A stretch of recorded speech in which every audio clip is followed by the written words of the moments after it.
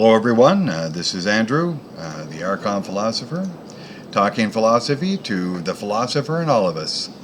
Today I'm going to be discussing ontology. It's part of the title of my book below. It's the multi-conscious ontology, multi-consciousness ontology. What does that mean? I wrote a non-magical metaphysics and a multi-consciousness ontology. So the title today is Ontology, the Great Fear of Materialists, Scientists, and Other Realists. Well, let's dive into it and see what it is.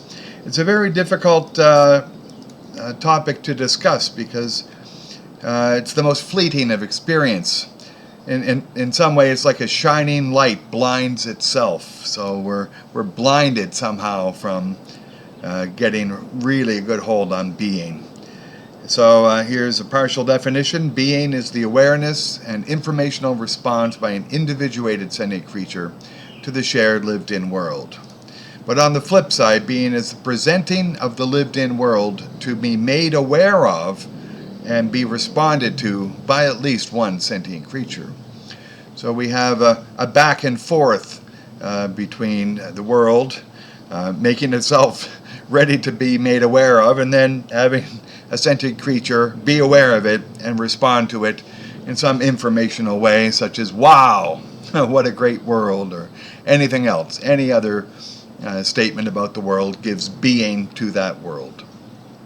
And well, where did this idea of ontology come from? Onto means being, ology is the science. It's about 500 years ago, and a lot of people have had a hand in trying to define it. Sometimes it's defined as equivalent with metaphysics, which is what is required for physical things to be what they are, metaphysics. And other people separate it. I separate it. Heidegger separates it. Other people separate it.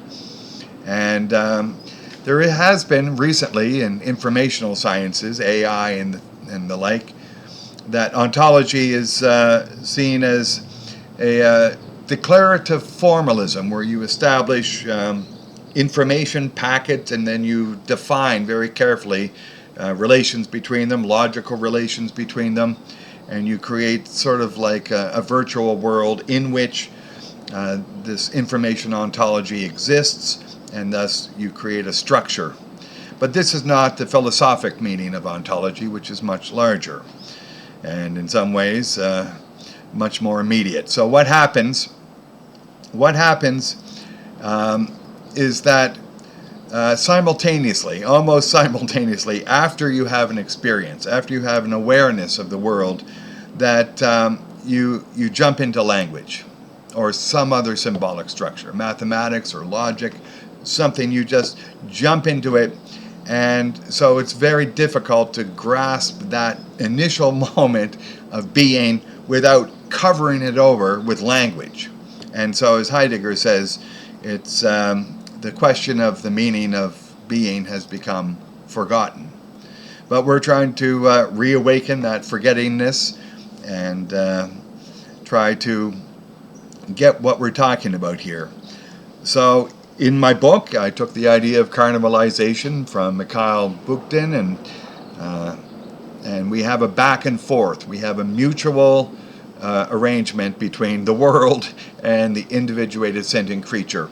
And as in a carnival, you need both aspects. You need the spectators to look in at the parade. You need the parade in order to be looked at by the spectators. And so it's a back and forth in reality. All things are required. In the history of ontology, there's been a big issue, and this goes somewhat with metaphysics as well, on a term, ontological dependence. What's dependent on what? Sentient creatures are dependent on space and time and all the other laws, or the laws are dependent on them. What's going on? Where is being? Well, I looked at it as a simultaneous creation of all three. So what we have is the laws of physical nature, which are what allows the physical to be what they are. And these have to be created simultaneously with the physical lived-in world, of which we are one of the things in the physical world. But then because we are a thing with sentience, we peddle in information. We are the things in this world who want information, who demand information, who use information. Nothing else seems to write books. So we are the spokespeople for the universe. As far as I know, atoms cannot think. The world itself cannot think. It takes something additional to be able to think and then express it in a way that really reveals, I'm awake. I'm aware of being aware, I'm aware of being aware, unlimited, and I can communicate this massively creatively. And we all do at times. So the third part of the creation is the creation of what gives being to reality. Reality can be the first two, but it has no being without an individuated sentient creature, hopefully many. And this is what Heidegger said, we are being in the world with others. So there's lots of us here, and we're all giving being to the shared world that we live in. And yes, we also have a response to the world individually, subjectively, inside, and we all have to come to terms with our value system, which is studying in axiology, and our psychological stances, which are studying in epistemology, and everything that goes into our sort of personality and how we interact with ourselves and others and the world. But this is not what we're talking about in an intersubjective decision about what is reality and how reality came about. This is and how reality is maintained. How it came about is by, as I suggested, one sentient creature has the ability to access a structural feature of this universe via the entanglement scope of the 1999 delayed choice quantum eraser experiment. And so there's information about a future universe for which a choice has not yet been made.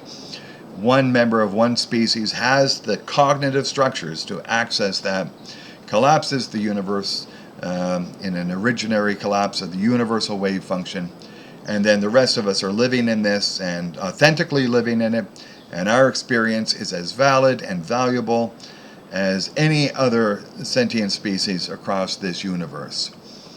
And so this is the non-magical metaphysics, and I'm going to say that this is appeal to best explanation.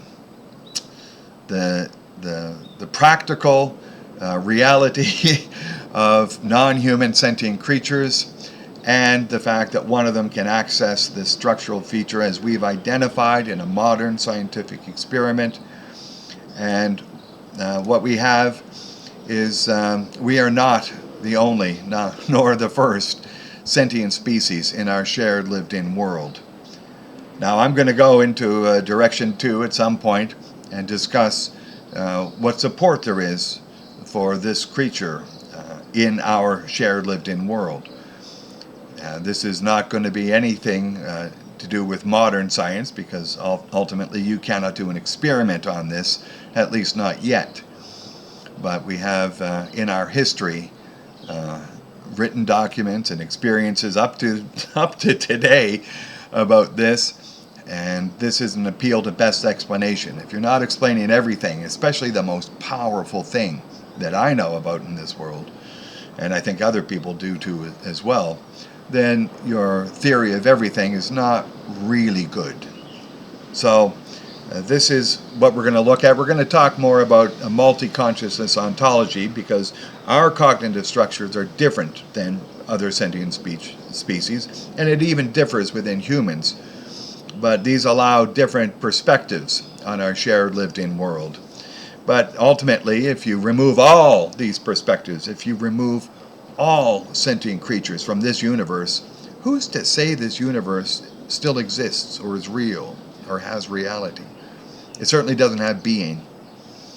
And so we want to take some concern that we keep and nurture sentient species, and there may be some ultimate universal requirement that we treat sentient species in a special way, because ultimately we are the activator of reality into being. Being would not exist without sentient species. Being aware and responding with information and meaning, saying, yeah, this universe is real. This universe exists. And I'm part of it, and you're part of it. This is where we are, and we have to decide in some more detail where we are, because then we can know who we are. And when we know who we are, we can know what to do.